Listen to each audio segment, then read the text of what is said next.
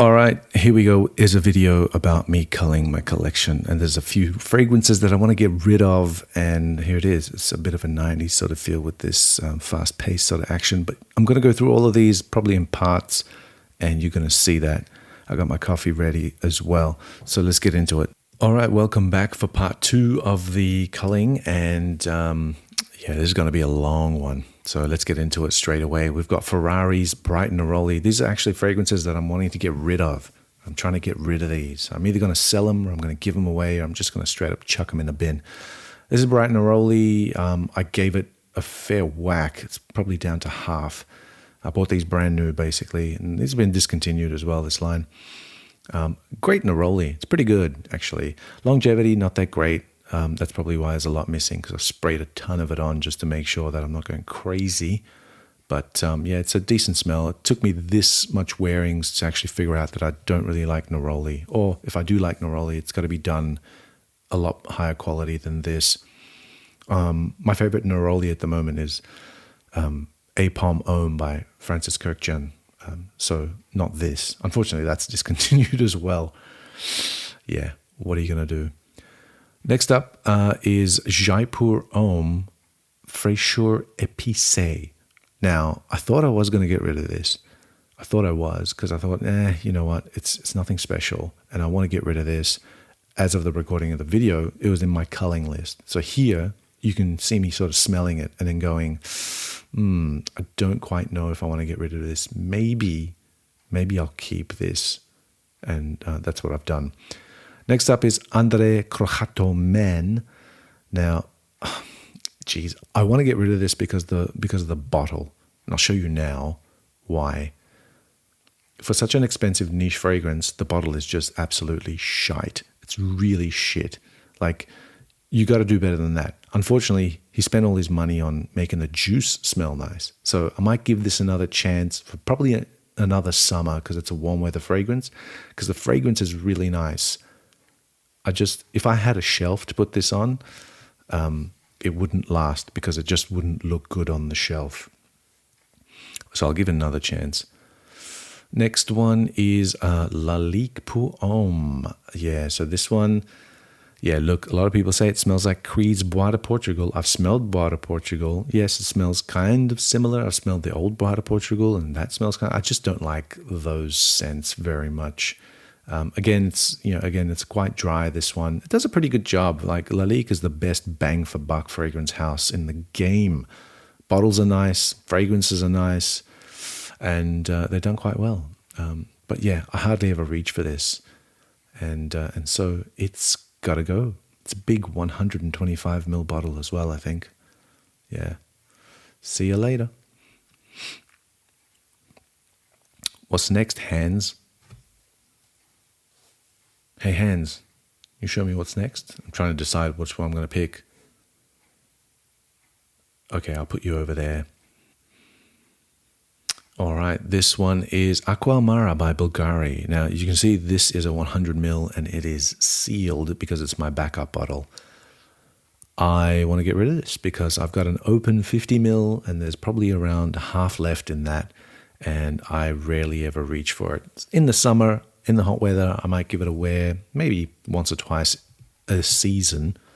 But outside of that, it probably doesn't get much wear, so I'll never run out of it. Next is Moschino Toy Boy. Again, if I had a shelf, I would put this on the shelf because the bottle looks lovely and tacky on the shelf. I originally said when I bought this that I love the way that you have to behead the bear to actually spray, but I think it would have been even better or even full tacky if the atomizer was built in and then you pressed on the bear's head and the spray came out of his mouth. That would have been even better. That would have been full Moschino. This is only part Moschino. But the scent itself, look, it's quite nice, quite high quality, but it is an acquired taste and I rarely ever reach for it. So it's going to have to go to somebody else who might actually like it or is intrigued by it and doesn't want to pay full price.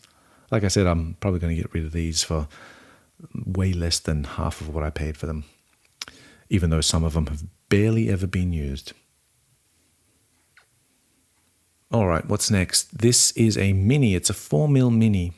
And why is this so special? It's a Dolce Gabbana pour Homme, and it is one of the originals. It is a Euro Italia. It's a 1995 bottle, I think, of Dolce Gabbana pour Homme in a 4mm mini. There's the batch code, and yeah, it says Euro Italia. You can't see it there. Yeah, I bought 2 of these just so that I can experience the real thing and have some nostalgia going for me. I used one of them, and this one is the one that I haven't opened yet. And I've got a full bottle of this anyway with the sticker on it, so I don't need this small one hanging around. That one with the sticker that I've got is still nuclear. Anyway, next we've got Insense by Givenchy, and yeah, what can I say about this? I did a huge video on this, like a unicorns video on this, and you should actually check it out on my channel. I put a lot of effort into making that, and you should put a lot of effort into watching that. I've used it quite a bit, and here I am giving it another sniff, trying to make sure that I want to get rid of this. And yes, I do, because I think it's not for me. I think a lot of people love this one, and what I find funny about it is on the box you've got instructions on how to take the cap off. Thanks, Givenchy, for telling us what you think about our intelligence. For that, you can go to hell. Yeah, short ingredients list on the side. So it's a vintage. And there was no reformulation on this. It hasn't been redone newly. It was just one run, and it was gone. And then they made 18 flankers of it. Yeah, it's ridiculous that they discontinued the best one in the lineup and then they made 18 flankers. Here's Gucci's Intense Oud, everybody. I like this fragrance. I like this fragrance a lot. And it has a lot of potential. It's got a lot of depth, got pretty good quality, and it screams with projection when you put it on and you think it's going to last a distance, but then it just dies down super quick. I've used it quite a few times compared to Black Afghano, quite a bit as a similarity, but in quality, it's just not there. I've actually sold this already. So as of the recording of this video, I sold it already.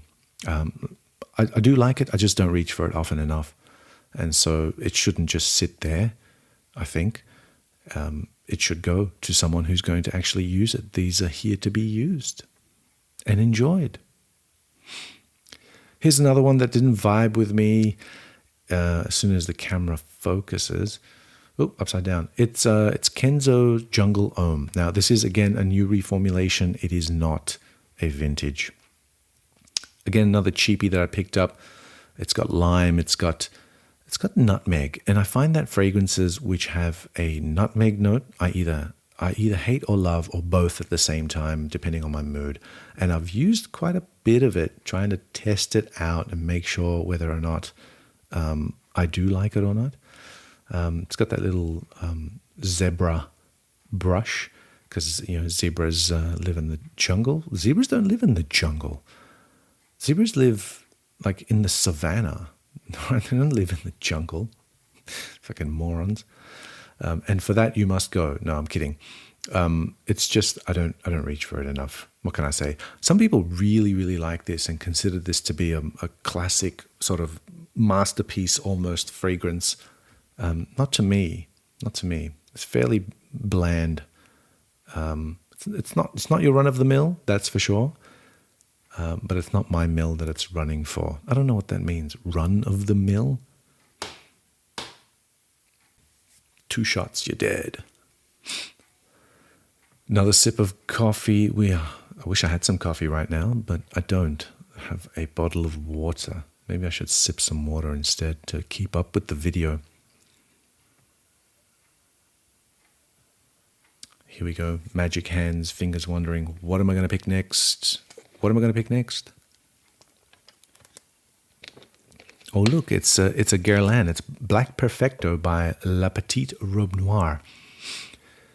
To me, this is probably the best in the lineup of La Petite Robe Noire. I don't like the EDP. I do like the EDT. I don't like any of the other flankers, but I do like this one with its sour cherry note. It's a bit deeper. It's a bit smokier than the others, and it's a bit more easier for a man to pull off. It's quite nice. It actually dries down smoky powdery with a bit of sour cherry in the back. It's quite nice, but I, again, don't reach for it enough. And there's lots of people out there that might like this. This next one I have, it is Tom Ford Extreme for Men. Now, I thought on paper this would be the best fragrance ever. And then when I got it and I sprayed it, I don't have a cap, by the way, I'm missing the cap. When I got it, I sprayed it, I was underwhelmed. And so I let it sit and it got better. And I thought, no, I might still get rid of this. Here I am smelling it. Here I'm spraying it in the air just to make sure, because I want to smell it again in the air, how it diffuses. And right here at this point, I'm thinking, not quite sure if I want to get rid of this. Hey, and guess what? That, I put it in the cull pile. But now I was like, no, that kind of smells pretty good. Yeah, I take it back and I'm keeping it. Sorry, I'm keeping that one. That's actually pretty damn good. But I do want to get rid of this. It is Infusions de Iris by Prada. Prada, the kings of blandness. Yeah, I don't know why. I just never vibe with Prada. None of their fragrances. I think Amber per Homme Intense, I think, is the only one that I kind of used to like quite a lot.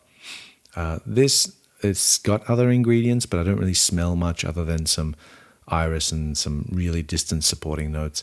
It is a cold sort of iris as well, quite clinical and clean. Prada do iris pretty well. But yeah, it's not my thing. I used to wear this after a shower. It's quite relaxing. But I've got other things that I can wear better than this, like Dior Homme. Anyway, I do like the box. The box is really nice. Just wish the fragrance was a bit more interesting to match me.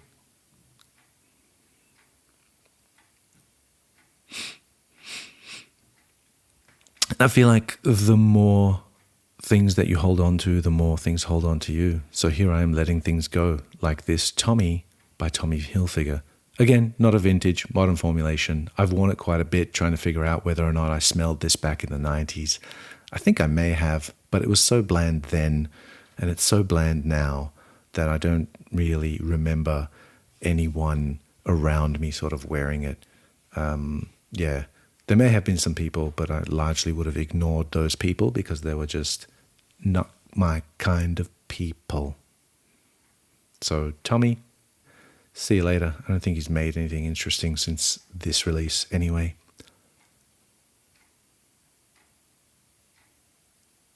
Next one up is Zirh Ikon. Yeah, I had a big bottle of this. Finished it, had some memories with it. Thought I'd get it, another one, a small one, for a laugh. It's got this really weak magnetic cap, and I think I sprayed it on once or twice. And I don't think even I'll be able to give this away. So it might actually just go in the bin, or I could use it to start a fire when I'm having a barbecue. I'm not quite sure what I might do with this. I might just throw it at some kids to tell them to get off my lawn. I don't know. Oh, this one is lovely. This is a Drakkar Noir clone called Drakkar Noir, which my mum jokingly bought for me for $2 from the local Vietnamese grocery store. And yeah, it's lovely. What a clone. Armaf better watch out. They got a new clone house on the way. So let's open him up and look at this bottle. Phenomenal quality, everybody. Can't believe they sell this for a full 200 cents. Now, the smell smells vaguely like Drakkar Noir that somebody was wearing and walked across the street, and you kind of got a waft of it in the wind. That's what this smells like. It's mostly water. It's made by some chemical company in China. I don't know why she bought this for me. This is going straight in the bin, by the way. I don't think anyone even wants to buy this. I think I'm just walking over to the bin to put this in the bin right now. And then I'll be back with the next bottle, which is this. It is Kokorico by Jean-Paul Gaultier, a infamous follow-up for Le Mal, which didn't actually work. That's his face. Probably why it didn't work. It's because it's his face. The bottle is his face. And then the side of the bottle is the Le Mal bottle, as you can see. So, yeah, it's pretty clever.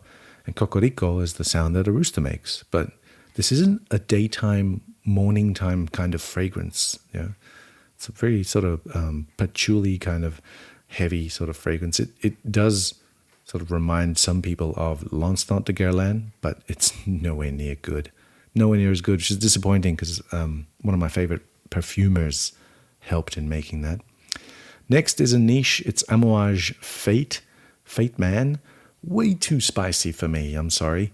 It didn't develop into anything. It's quite smooth. I mean, it comes on with a huge blast of like cumin and everything like that. But man, I wore this quite a bit and it's hung around for quite a while as well. It smooths out in the mids and the dry down. Some people actually really like this, but I'm quite spicy as it is. And so, yeah, Amouage, always purveyors of high quality and luxury. Love that bottle.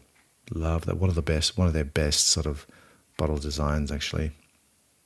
But yeah, unfortunately, it wasn't for my taste. Maybe not now. Maybe I'll pick it up again later, or, you know, as I get older and my sort of nose evolves as well. And most of these are because, you know, fragrance is a journey and your nose kind of evolves. And when you smell things that you vibe with, you tend to move on. And here I am, moving on from Interlude. Look, I never liked this to begin with, but I bought it on a Black Friday sale because it was so cheap.